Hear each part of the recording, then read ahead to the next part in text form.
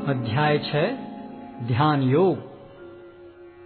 श्री भगवान ने कहा, जो पुरुष अपने कर्म फल के प्रति अनासक्त है और जो अपने कर्तव्य का पालन करता है, वही सन्यासी और असली योगी है।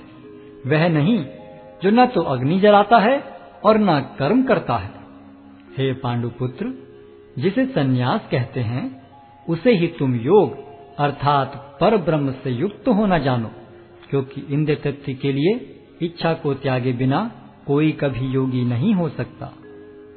अष्टांग योग के नवसाधक के लिए कर्म साधन कहलाता है और योग सिद्ध पुरुष के लिए समस्त भौतिक कार्यकलापों का परित्याग ही साधन कहा जाता है। जब कोई पुरुष समस्त भौतिक इच्छाओं का त्याग करके न तो इंद्रिय तृप्ति के लिए कार्य करता है और न सकाम कर्मों में प्रवृत्त होता है, तो वह योगारूढ़ कहलाता है। मनुष्य को चाहिए कि अपने मन की सहायता से अपना उद्धार करे और अपने को नीचे न गिरने दे। यह मनबद्ध जीव का मित्र भी है और शत्रु भी। जिसने मन को जीत लिया है, उसके लिए मन सर्वश्रेष्ठ मित्र है, किंतु जो ऐसा नहीं कर पाया, उसके लिए मन सबसे बड़ा शत्रु बना रहेगा।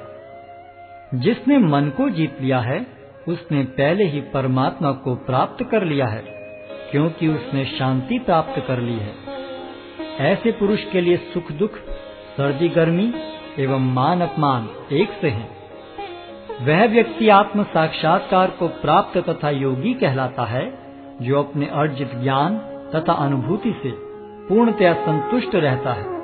ऐसा व्यक्ति अध्यात्म को प्राप्त तथा जितेंद्रिय कहलाता है। वह सभी वस्तुओं को, चाहे वे कंकड़ हों, पत्थर हों या कि सोना, एक समान देखता है।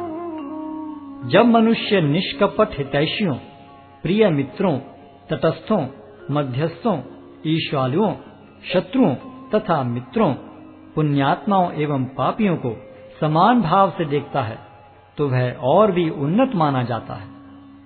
योगी को चाहिए कि वह सदैव अपने शरीर, मन तथा आत्मा को परमेश्वर में लगाए, एकांत स्थान में रहे और बड़ी सावधानी के साथ अपने मन को वश में करे। उसे समस्त आकांक्षाओं तथा संग्रह भाव की इच्छाओं से मुक्त होना चाहिए। योगाभ्यास के लिए योगी एकांत स्थान में जाकर भूमि पर कुशा बिछा दे और फिर उसे मृगछाला से ढके तथा ऊपर से मुलायम वस्त्र बिछा दे। आसन न तो बहुत ऊंचा हो न बहुत नीचा, यह पवित्र स्थान में स्थित हो। योगी को चाहिए कि इस पर दृढ़ता पूर्वक बैठ जाए और मन, इंद्रियों तथा कर्मों को वश में करते हुए तथा मन को एक बिंदु पर स्थित करके हृदय को शुद्ध करने के लिए योगाभ्यास करे। योगाभ्यास करने वाले को चाहिए कि वह अपने शरीर, गर्दन तथा सिर को सीधा रखे और नाक के अगले सिरे पर दृष्टि लगाए।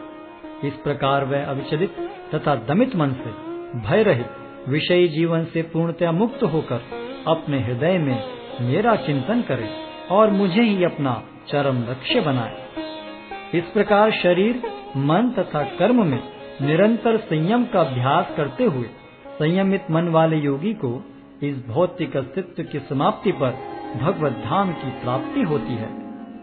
हे अर्जुन, जो अधिक खाता है या बहुत कम खाता है, जो अधिक सोता है अथवा जो पर्याप्त नहीं सोता, उसके योगी बनने की कोई संभावना नहीं है। जो खाने, सोने, आमोद प्रमोद तथा काम करने की आदतों में नियमित रहता है, वह योगाभ्यास द्वारा समस्त भौतिक क्लेशों को नष्ट कर सकता है। जब योगी योगाभ्यास द्वारा अपने मानसिक कार्यकलापों को वश में कर लेता है और अध्यात्म में स्थित हो जाता है, अर्थात समस्त भौतिक इच्छाओं से रहित हो जाता है, तब वह योग में सुस्थिर कहा जाता है।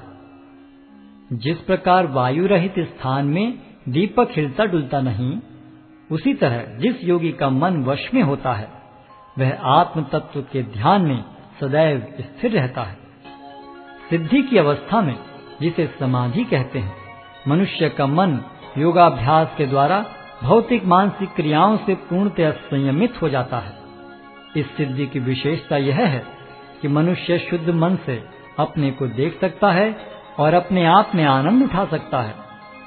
उस आनंदमय स्थिति में वह दिव्य इंद्रियों द्वारा असीम दिव्य सुख में स्थित रहता है।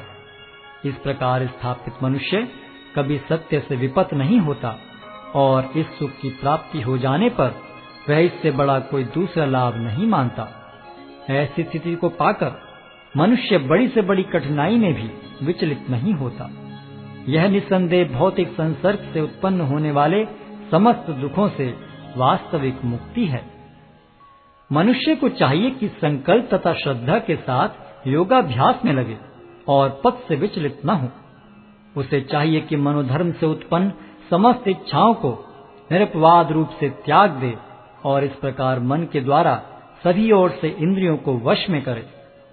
धीरे धीरे क्रमशः पूर्ण विश्वास पूर्वक बुद्धि के द्वारा समाधि में स्थित होना चाहिए और इस प्रकार मन को आत्मा में ही स्थित करना चाहिए और अन्य कुछ भी नहीं सोचना चाहिए।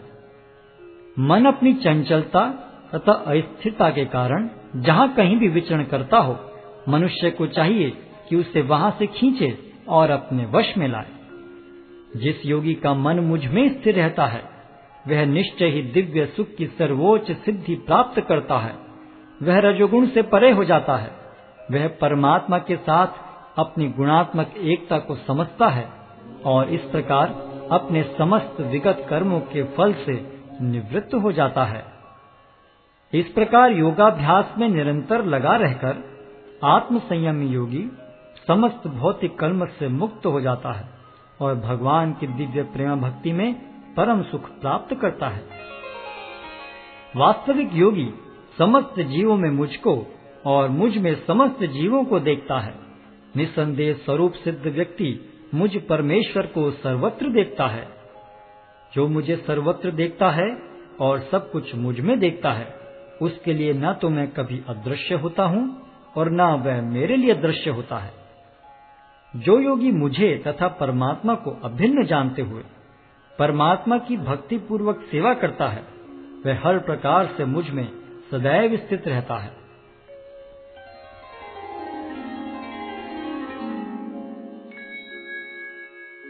हे अर्जुन, वह पूर्ण योगी है जो अपनी तुलना से समस्त प्राणियों की उनके सुखों तथा दुखों में वास्तविक समानता का दर्शन करता है।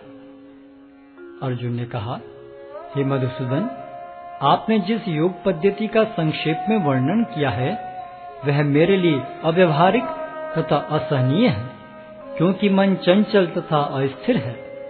हे कृष्ण, क्योंकि मन चंचल, उच्छृंखल, हठीला तथा अत्यंत बलवान है, अतः मुझे इसे वश में करना वायु को वश में करने से भी अधिक कठिन लगता है। भगवान श्री कृष्ण ने कहा, हे महाबाहु कुंती पुत्र, निसंदेह चंचल मन को वश में करना अत्यंत कठिन है, किंतु उपयुक्त अभ्यास द्वारा तथा विरक्ति द्वारा ऐसा संभव है। जिसका मन उच्छृंखल है उसके लिए आत्म साक्षात्कार कठिन कार्य होता है, किंतु जिसका मन संयमित है और जो समुचित उपाय करता है उसकी सफलता ध्रुव है, ऐसा मेरा मत है। अर्जुन ने कहा, हे कृष्ण, उस असफल योगी की गति क्या है जो प्रारंभ में श्रद्धा पूर्वक आत्म साक्षात्कार की विधि ग्रहण करता है, किंतु बाद में भौतिकता के कारण उससे विचलित हो जाता है और योग सिद्धि को प्राप्त नहीं कर पाता। हे महाबाहु कृष्ण, क्या ब्रह्म प्राप्ति के मार्ग से भ्रष्ट ऐसा व्यक्ति आध्यात्मिक तथा भौतिक दोनों ही सफलताओं से च्युत नहीं होता और छिन्न भिन्न बादल की भांति विनष्ट नहीं हो जाता, जिसके फलस्वरूप उसके लिए किसी लोक में कोई स्थान नहीं रहता? हे कृष्ण, यही मेरा संदेह है और मैं आपसे इसे पूर्णतया दूर करने की प्रार्थना कर रहा हूँ। आपके अतिरिक्त अन्य कोई ऐसा नहीं है जो इस संदेह को नष्ट कर सके। भगवान ने कहा, हे प्रथापुत्र, कल्याण कार्यों में निरत योगी का न तो इस लोक में और न परलोक में ही विनाश होता है। हे मित्र, भलाई करने वाला कभी बुराई से पराजित नहीं होता। असफल योगी पवित्र आत्माओं के लोकों में अनेकानेक वर्षों तक भोग करने के बाद या तो सदाचारी पुरुषों के परिवार में या कि धनवानों के कुल में जन्म लेता है। अथवा वह ऐसे योगियों के कुल में जन्म लेता है जो अति बुद्धिमान है। निश्चय ही इस संसार में ऐसा जन्म दुर्लभ है। हे कुरुनंदन, ऐसा जन्म पाकर वह अपने पूर्व जन्म की दैविक चेतना को पुनः प्राप्त करता है और पूर्ण सफलता प्राप्त करने के उद्देश्य से वह आगे उन्नति करने का प्रयास करता है। अपने पूर्व जन्म की दैवी चेतना से वह न चाहते हुए भी स्वतः योग के नियमों की ओर आकर्षित होता है। ऐसा जिज्ञासु योगी शास्त्रों के अनुष्ठानों से परे स्थित होता है, और जब योगी समस्त कलमश से शुद्ध होकर सच्ची निष्ठा से आगे प्रगति करने का प्रयास करता है, तो अंततो गत्वा अनेकानेक जन्मों के अभ्यास के पश्चात सिद्धि लाभ करके वह परम गंतव्य को प्राप्त करता है। योगी पुरुष तपस्वी से, ज्ञानी से तथा सकाम कर्मी से बढ़कर होता है। अतः हे अर्जुन, तुम सभी प्रकार से योगी बनो, और समस्त योगियों में से जो योगी अत्यंत श्रद्धा पूर्वक मेरे परायण है, अपने अंतःकरण में मेरे विषय में सोचता है और मेरी दिव्य प्रेम भक्ति करता है, वह योग में मुझसे परम अंतरंग रूप से युक्त रहता है और सबों में सर्वोच्च है। यही मेरा मत है।